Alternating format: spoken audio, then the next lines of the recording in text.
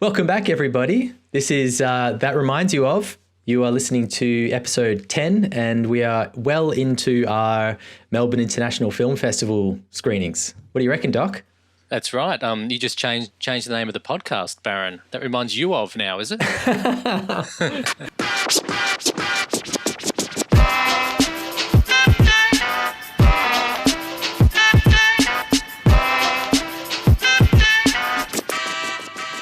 Episode 10. Who would have thought? Episode 10. And we were talking about exponential growth, and, well, I don't think it's exactly that, but, you know, it is growing. It's getting bigger little by little. Yeah, it's a cult following. It's a cult following. And more importantly, we're enjoying ourselves.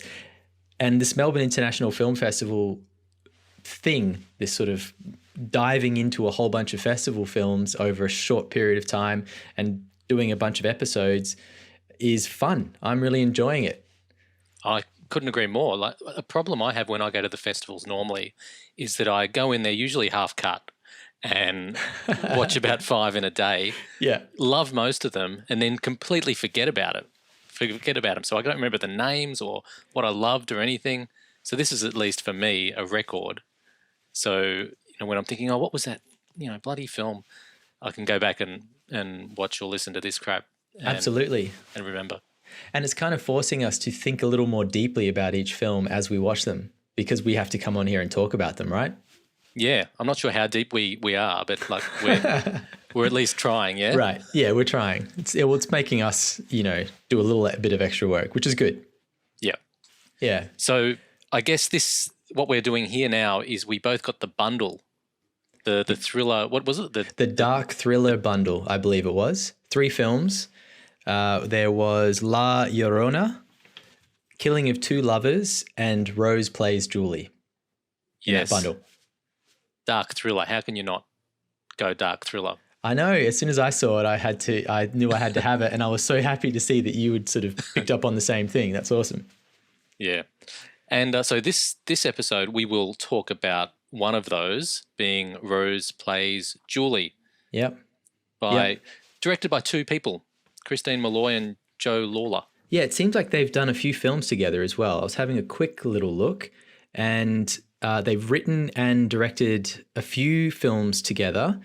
And also I noticed that Christine Molly has also edited this film. So she's a talented person. That's never easy to do the right direct and edit combo. Yeah. It's a lot of work. And you just sort of, I think by the end of that, you'd have to be pretty sick of it. You got to be. She's the virtual Dave Grohl of film editing, playing all the instruments, singing all the songs. Yeah. Does he do that? I think he does. I think he does too. Yeah, or the Lenny Kravitz, probably. Lenny Kravitz plays all his own there instruments. you go. Yeah. So this film, wow, what a crazy, dark, twisted story. And I guess before we get into thoughts, we should probably just tell people what this film is all about. Do a quick synopsis. Do you want to do that, Doc, or shall I? Let me have a crack. It's about a young woman who's studying to be a vet, I think, or some occupation that requires her to cut up animals and euthanize, I think. Yeah. Euthanize. And she's been adopted, and she's looking for her biological mother, and she finds her biological mother early in the piece and then discovers spoilers. Well, I reckon, yeah, why not? I reckon. Let's do it. Yes, she discovers that her mother was raped, and she's the product of that rape. So then she goes on the search for her father, and that gets pretty dicey. Big time dicey. Not sure how much more to say. Like, that sets it up for me. Yeah, exactly. And you can't really talk about this film without giving a few spoilers away, but then there's some big ones towards the end we probably want to save for the audience that kind of make the film great, because it is a slow burn. I would call this film a slow burn. Did you feel it that way? Yeah, I did. You just threw something in there and you said that the film is great. So that's straight off the bat. Do you want to Yeah. elaborate in any way. Sure. Look, I did really enjoy this film. Of the four that I've seen so far, this is my pick so far. Interesting. I think of the films that I would recommend to people to see, this is one of them for sure. And I think it's because I just really enjoyed the performances of the three leads. I thought they were all really, really solid. Yep. It's beautifully shot. There's a beautiful score, and the story, although slow and a little meandering at times, not meandering, that's not really the right word. It's more like self-indulgent at times. Then in that third act just starts to pay off like huge dividends for the effort that you've put into just like getting to that point. So made it well and truly worth it for me. And and like if I think about what a thriller is, this film encapsulates that perfectly. Yeah, I loved a lot of things about it. I'm not as absolute about it as you are, I don't think. I thought it had flaws too. Yeah. Tell me, what do you think? Well, I thought sometimes it was a bit on the nose, like just some corny lines, for example, like she was the archaeologist and she's trying to unlock the past in reference to archaeology, and just how it's a nice concept because she's also trying to unlock her family history and what's happened in the past. So it's a nice little analogy, but I just thought in a film with less exposition, like say Light of My Life, they wouldn't have found the need to say that. And similarly, she has some voiceover narration at times that I thought, well, we didn't need that either. Voiceover narration? I'm trying to remember where that is in the film. I'm sure there was, unless I'm. I can't remember. No, there was. She's saying that she's an aberration, and that she's just reflecting on herself being the product of this, right? Unholy. Yeah. Okay. Coupling. That is familiar. Yeah. Interesting. See, I didn't pick up on the archaeologist aspect being kind of a sort of related to her digging up her past, but it makes total sense now that you mention it. It just didn't even really occur to me while I was watching it. Okay, I just heard it and I thought, oh yeah, too much. Yeah, and, that's the sort of wisecrack that I would say, off the cuff. Yes, and then kind of kick myself under the table for saying, look, that's just too obvious, mate. You just need to shut up. Shut up. I love it. And the title of his book was called Below the Surface. Right. Yeah. Anyway, they're just some reservations I had, but there's a lot to like as well, which we can go into. Yeah, definitely. No, that's interesting. Look, I'll talk about one thing that bothered me about it, and you could say it's a pretty big flaw. However, I think the film just gets away with it. Yeah. But the lead character, Rose, does not grow at all throughout the film. That's a good point. She starts off as a basically pretty psycho, almost bunny boiler style, quiet psycho who's out to figure out who her parents are. And by the end of the film, I'm not convinced that she's still not that same psycho. And if not for a sort of an act of God, would have gone through to just become the psycho that you thought she was all the way through. So it's, and I'm just trying to tread lightly here without giving away the ending, but she doesn't change very much. And the two interesting characters are the ones around her, her mother and father. And that's for a film where, she's the main character. She's the central character of this story. That's almost a sin for her not to change in some way. You know what I mean? It bothered me. I was watching it going, what's she doing? Where's this going? What's happening with her now? Is she learning anything? Is she going to change in any way? And she doesn't. It's quite bizarre. Yeah, that's a good point. And it's odd because it's not as though it's a bad performance that she's given. I thought she gave a good performance, but the other characters are more interesting. It's like it's almost got a hollow center where, nothing changes. I loved her mother's performance. Me that was too. really, really cool, and I couldn't even pick what I liked about it, but I found her easy to watch and just compelling to watch. Yep. And she starts off not wanting to even look at her daughter.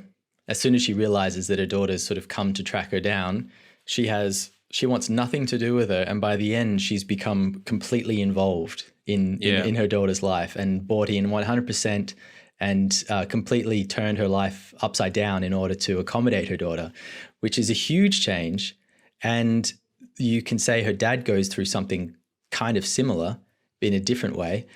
I just thought that was interesting. It's like, I think you're right. It's like there's a dead center at the middle of this story that's a bit of a void and it doesn't feel quite right. And yet, because of the type of film it is, maybe they get away with it, Maybe that's intentional. Maybe she is dead inside in a way.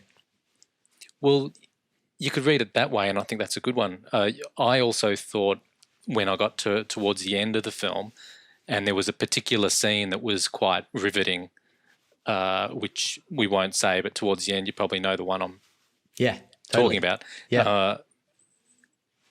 As soon as I saw that scene, I thought they've started from this point. This was the idea. Yeah. And then, when you might be in a workshop writing something, and they say, okay, now I want you to tell it from the other point of view.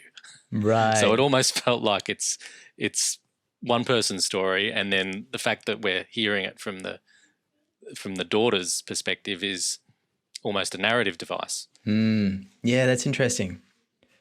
Yeah, there's something, and I would say across all three of these films, just drawing a sort of a line through them, I felt like all of them have something kind of major missing in them. And yet they all pull it off. And that's why they're in this festival, because there's something also magical about each of them.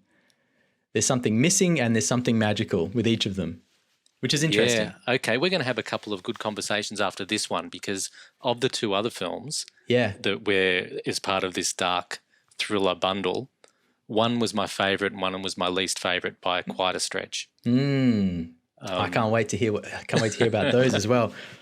Okay. Well, what did you like about this one? Rose Plays Julie. Let's see. I liked when it surprised me, and it surprised me really early on when there was a scene that I understood at the time to be a flashback. This was really right at the start, I think. And most of me was saying, oh, no, do we have to? Do we have to get into flashback right now? And then within, a minute or so, I realized it's not a flashback. It was her watching her mother acting. Do you know what I'm talking about? Yeah, I do. Yeah, that was great. And that threw me because and it's just when the vampire teeth suddenly appear. With the vampire teeth. That's what got you. Well, I loved it so much because it turned the tables on me, because I was really judging, and I was saying this is a flashback and it's not done very well. And it was awful. Yeah, it's an awful flashback, and please don't let the film be like this. And when they flipped that, I really, really enjoyed. Which turns out to be the point, right? Because her mum's an actress and she's doing sort of shitty daytime movies, it sounds like or terrible TV shows like A Cop Who Hunts Vampires, or A Psychic Nun was the other one they throw in there. Yeah. So, I thought that flashback was really clever. That was, well, not flashback, that scene. But it does play that way, and it does make you go, where are we now suddenly? Yeah, it was done well. It was, and looking for film school references, I liked that you could then really see that as in a way, it's her reconstructing a memory. So it's almost a flashback, because she doesn't have any memories of her mother. So she's, that's the best she's got. So it kind of worked like that if you were going to write an essay, an undergrad essay on it. Yeah, definitely. I was giving it kind of crap as well for her not changing. But that main character, Rose, who then becomes Julie, as the title kind of says, she was bothering me because she seemed so vacant the whole way through. But at the same time, that was very unsettling. Just watching her stare without blinking at her mum across a set that she snuck onto, or then just suddenly appearing for a home open at her mum's house and like sitting in one of the other kids' bedrooms and just fiddling with a toy and all that kind of weird stuff she was doing. Sociopathic, totally ballsy, just no fear at all. It was really uncomfortable to watch, and you don't know where you're going the whole way through. You just don't know where this thing's going to go. You know it's not going to go well, but you don't know where exactly you're going to go, which was cool. I thought that was handled well. And you know what she's capable of, don't you? When she, whacks that guy with the whatever she hits him with. Yes. Yeah, that's right. This is someone she's not messing around. She almost has no feeling, or she's a complete empty vessel and just out there to kill. Yep. And some of my it pays off beautifully in the first act, or we're somewhere around the point just after she's gone to see her mum's house. She asks, so her mum's had another daughter to someone else since, right?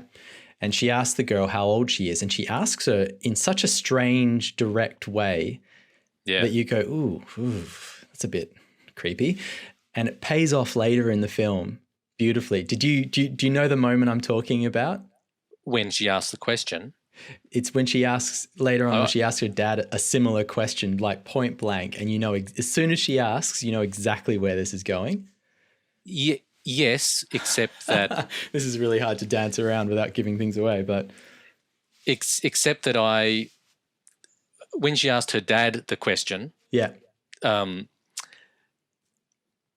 I had assumed she was going to ask him that like about 10 minutes earlier. Had you? Oh, I didn't know that. I don't know if I'm just Nostradamus, but when she then asked him, I sort of rolled my eyes a bit and said, well, yeah, they set that up, 15 minutes ago. Oh, I loved it. I thought it was great. It was just what I wanted at that time, just to go, okay, this is going to be good. Like I kind of needed that little nod to the violence that would come later. Yeah. Interesting. Do you know what I both loved and didn't love at the same time is Game of Thrones guy, who anyone in Game of Thrones I just think of as Game of Thrones. Yeah, how have we not mentioned Littlefinger? How have we not mentioned yet that Littlefinger is the dad? This is problematic for me. Okay. Because he's a wonderful actor. I really, really enjoy watching him. He's so watchable. And he was great in this, I felt. But he's Littlefinger. And he's playing the same sort of character. And that to me, someone that everyone kind of hates and... A little slimy. He seems to get away with all his plotting and planning and scheming. That's right. Yeah. And I think the baggage of him being Littlefinger does all the heavy lifting for him being that character. And I just didn't think the actual character was very well fleshed out. Very two-dimensional. I don't know, he seems all lovely on the surface. We kind of know he's not. And then he sort of obviously reveals himself as being just exactly what we assumed he would be. Sorry, that's a bit spoilery, but no, that's fine. I did not have a problem with that. I know exactly what you meant. What you mean. I was really aware that we were looking at Littlefinger, and that he's such a huge character from that show that it's hard not to see him as that character. But I was sort of able to go with it, and I thought he did a great job of the role. And I agree the role was a little bit two-dimensional, but I didn't mind that. And I thought his performance at the very end of the film where he ends up, it was spectacular. I thought he was great in that final scene. No, that's true. And the whole script and the concept of the film redeemed itself for me in that moment. I just felt there could have been a lot more complexity leading up to that.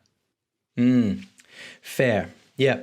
Yeah. And perhaps if they'd spent less time doing long slow motion shots of Rose staring creepily at something, we could have gotten to some more depth in his character. Yeah. So what else? I thought there was some really great little genre moments in there. I thought, as I said, the first half was a bit too indulgent. Like it just took too long with all those long, slow shots.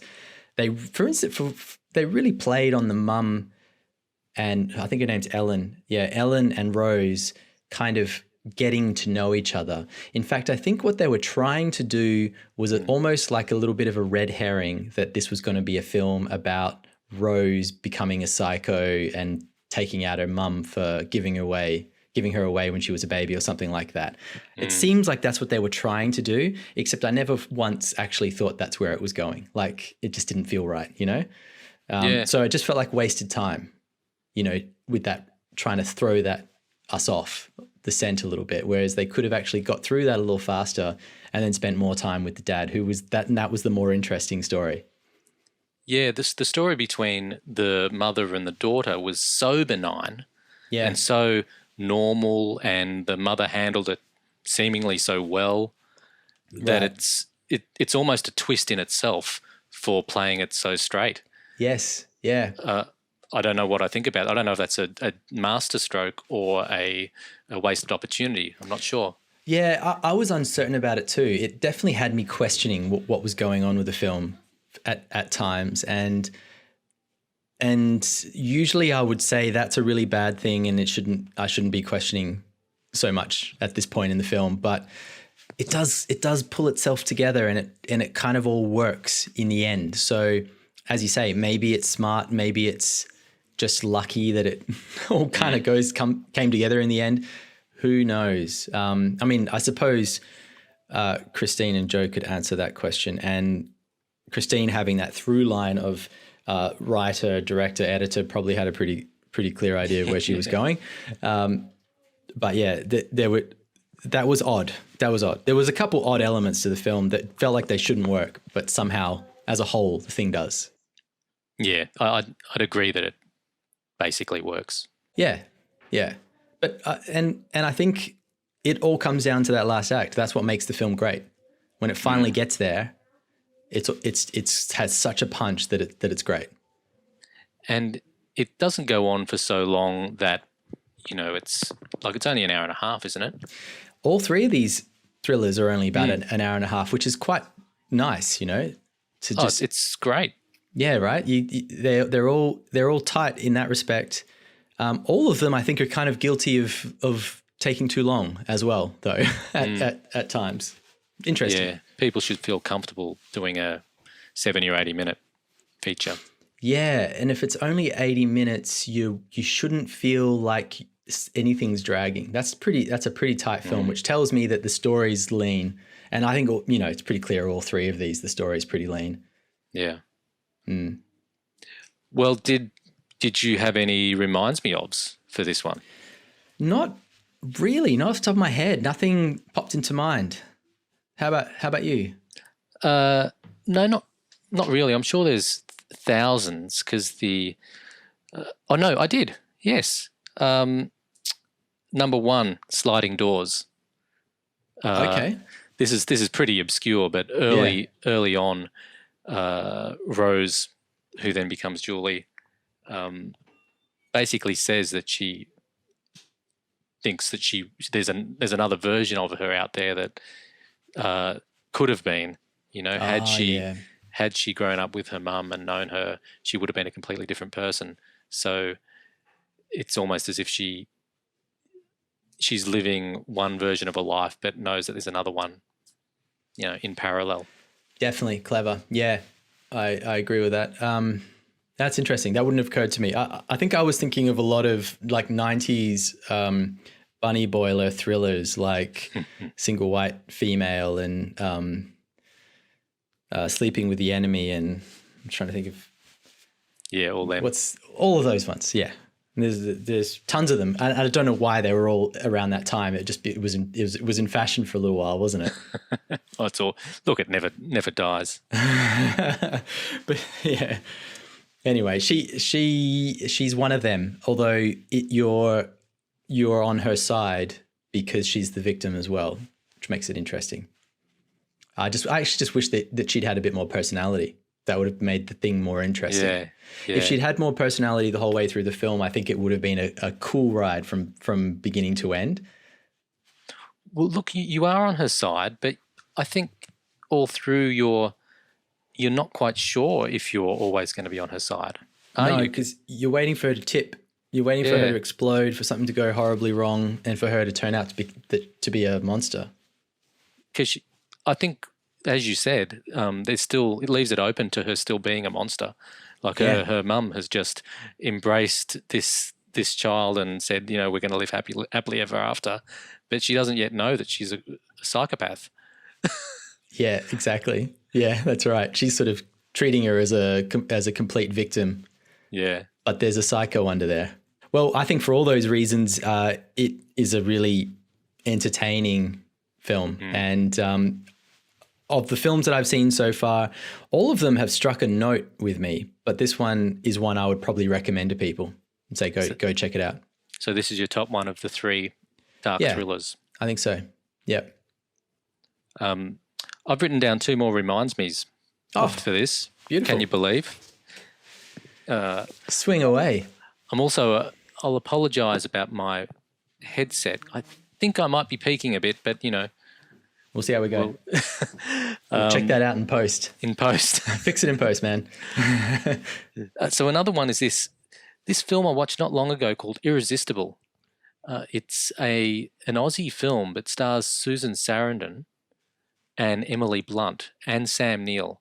So it's got this outrageously stellar cast. And I hadn't heard of it, and it seemed like it was a Film Vic funded thing or something like that. So I don't know how they got, those A-listers, but it's essentially Emily Blunt is the daughter, and she finds her mother, Susan Sarandon, and is a psychopathic kind of stalker of a daughter, and in Rose Plays Julie, it was setting up to be almost the identical type of film. So it's just one quickie. I don't know this one. Interesting. And did you enjoy the film? Was it good? Did I? I still wonder. It had the look of one of those Aussie films, that's perhaps made with not a whole heap of budget, but pretty good. Awesome, and yet it cast. had awesome cast. So maybe they just spent all their money on getting the cast over to make this film. Had nothing left for production. It's true, but there was something nice about seeing the likes of Susan Sarandon in suburban Melbourne, walking up and down the streets, just looking like she's on the set of Neighbours. It was weird and enjoyable. Like not the greatest film ever, but not bad. Yeah, cool. And the other one is Old Boy, even though I haven't seen Park Chan-wook's. This reminded you of Old Boy. Oh, okay. Yeah, I can see that. Well, just for one thematic similarity. Yeah. I love it. Man, I wish I had more to add. I just kept thinking of bunny boiler films. That was it. And none in particular. Yeah. Wow. Oh, cool. I like it. Well, there you go. I think that's done for Rose Plays Julie. I think we've got our second MIFF film out of the way, and let's stay tuned for the one we do next. Absolutely. Looking forward to it, man. Talk to you shortly for the next MIFF film. Yes. Thanks, Baron. Catch you later.